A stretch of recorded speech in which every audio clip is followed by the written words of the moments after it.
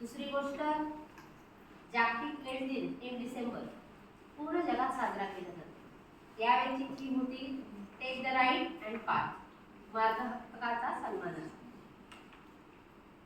हक्काचा मार्ग का सांगितलेला? हा आजार आपण स्वतःहून मागवलेला आहे ना, तो हवेतून पाण्यातून संसर्गजन्य आजार नाहीये, माणसाच्या चुकीमुळे झालेला आजार आहे। जर माणूस गाफील राहिला, सतर्क नाही राहिला, सुरक्षित नाही राहिला तर हा आजार त्याला होणारच।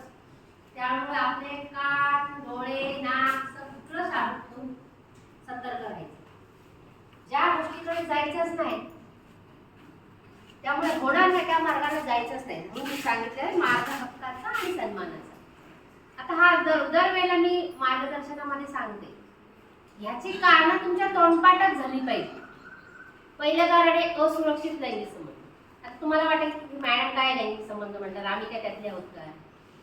पण तुम्हाला तो तुमच्या हातात जो शस्त्र आहे तो कधीही ओपन करा। ऍडवाले त्यात पाठवलेलेच असतात, काही कुठला तरी फोटो होतो जे आपले उत्तेजना उत्पादित करणारे चित्र आपण बघतो, मग नकळत आपण बघत सुद्धा राहतो। पूर्वी असं होतं का आपण जास्त फिरायचो, खेळायला जायचो, पण आता आपलं डोकं अगदी त्या मोबाईलमध्येच आहे। काही जण वापरत असतील, काही जण नसतील,